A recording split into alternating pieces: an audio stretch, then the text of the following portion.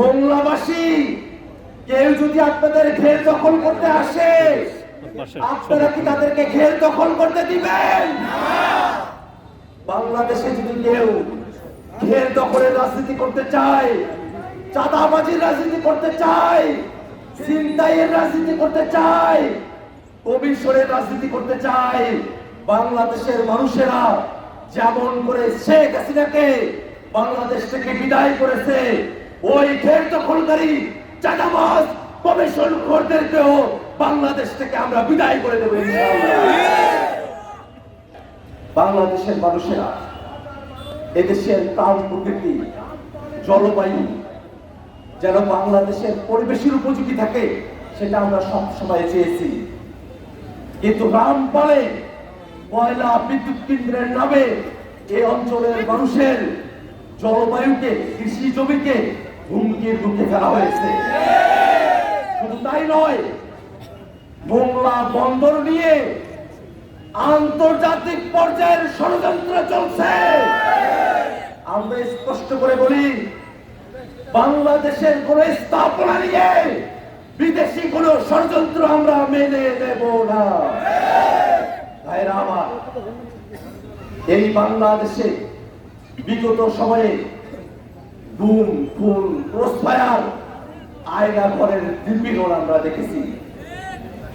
সামনের বাংলাদেশে যাতে কোনো গুম, খুন, ক্রসফায়ারের মতো ঘটনা না ঘটে, এই কারণে বাংলাদেশের প্রশাসনে, বাংলাদেশের প্রতিষ্ঠানগুলোতে সব জায়গায় সংস্কারের প্রয়োজন আছে।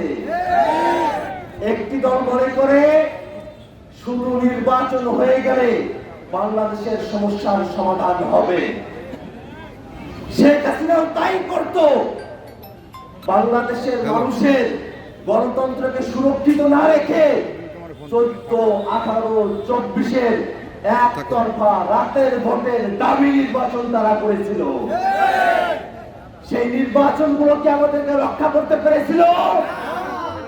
ঠিক তেমনই ভাবে যদি বাংলাদেশে প্রতিষ্ঠানগুলোকে সংস্কার করা হয়, সাংবিধানিক প্রতিষ্ঠানগুলোকে দলীয়করণের হাত থেকে আমরা বাঁচাতে না পারি, বাংলাদেশের পুলিশ প্রশাসনকে যদি নিরপেক্ষভাবে জনগণের পক্ষে কাজ করাতে না পারি, শুধুমাত্র নির্বাচন দিয়ে গণতন্ত্রকে সুরক্ষা দেওয়া সম্ভব না।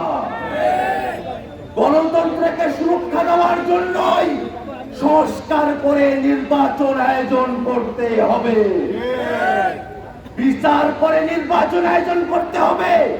বাংলাদেশের মানুষদেরকে আগের সিস্টেমে রেখে বাংলাদেশের মানুষদেরকে আর প্রতারণা করা যাবে না। আমরা দেশব্যাপী জুলাই পদযাত্রায় নেমেছি। বাংলাদেশের হাজারো মানুষ, লাখ কোটি মানুষ এই জুলাই পদযাত্রায় সামিল হয়েছেন। এই রামপালের মানুষেরা, এই বাংলার মানুষেরা, আপনারা সকলে আজকে এখানে উপস্থিত হয়েছেন। আপনারা চান এনসিপির হাত ধরে বাংলাদেশের মানুষের সম্পদগুলো কেটে যাক। ঠিক আপনাদের এলাকার সন্তান, এই মোংলা রামপালের সন্তান মোল্লা রহমতুল্লাহ আপনাদের সাথে আছে। আপনাদের সমস্যাগুলো নিয়ে আপনারা মোল্লা রহমতুল্লাহর কাছে আসবেন। আমরা আশাবাদী মোল্লা রহমতুল্লাহ রামপাল বাংলার মানুষদেরকে সাথে নিয়ে এই অঞ্চলের সমস্যার সমাধান করবে ইনশাআল্লাহ। আপনারা কি রহমতুল্লাহ ভাইয়ের সাথে করে এনসিপির কার্যক্রমকে রামপাল মোংলায় প্রতিটি ঘরে ঘরে পৌঁছে দিতে চান?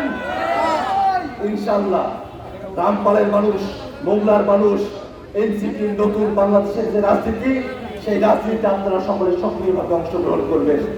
একই সাথে আর একটা কথা বলি, বাংলাদেশে ধর্মের ব্যাপারে বিদ্বেষ করা হয়েছে, ইসলাম এর ব্যাপারে বিদ্বেষ করা হয়েছে।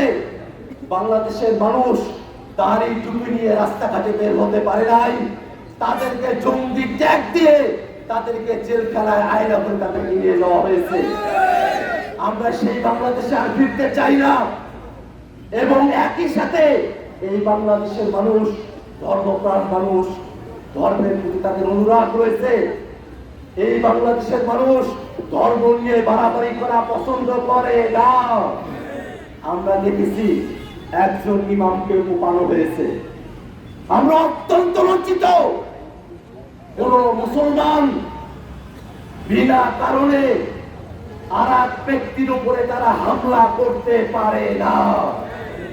আমরা বাংলাদেশের মুসলমানের কাছে অনুরোধ করি, এদেশের মানুষের নিরাপত্তার স্বার্থে এদেশের মুসলমানদেরকে সর্বাধিক সচেতন থাকতে হবে।